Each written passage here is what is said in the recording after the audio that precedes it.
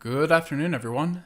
This is Henry, and as we get into tonight's free video, I wanted to share some thoughts with you on the VIX and how you can think of the movement from Friday the 13th into where we are today and the bounce that helped provide, really off of the expiration of the VIX.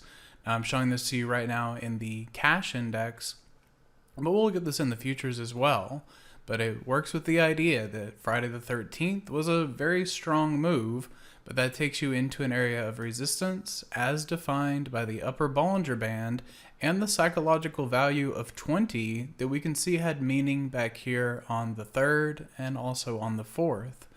So as that kind of panic move brings this elevation in the VIX, it's really a good spot for these prices to pause and allow volatility to contract a little bit to help shake out all of the traders that when things look a little bit dicey, a little bit bearish like they did on that Friday the 13th, it's very common to come over and buy calls in the VIX, and then Monday and Tuesday are just enough of a crush to get all of the premium out of a lot of those calls that had been purchased.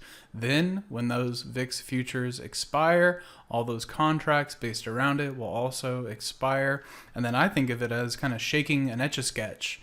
All of the derivatives and all of the action that brought you to a spot have then expired, and then the VIX has headroom. So after all of those calls in the VIX that were purchased for protection have expired, then the VIX can continue to pop. So that's a big part of what we see today with this movement back up into 20. I think that really helps us describe the action from Friday into today. And then the question of Thursday and Friday will really be based around SPX at 4,300. We are in a unique environment where if the SPX cannot hold 4,300, there actually is a path 100 points lower that take you down into the 4,200 area. But we're going to take that one day at a time. Right now the market is interpreting these Netflix results. They look pretty good. The Tesla results that look about as neutral as they could be, at least in this moment.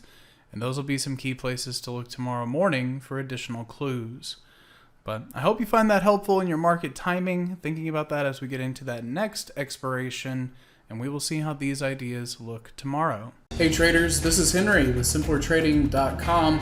I wanted to thank you for watching today's video. I hope you found it helpful, and if so, be sure to click the like and subscribe buttons down below.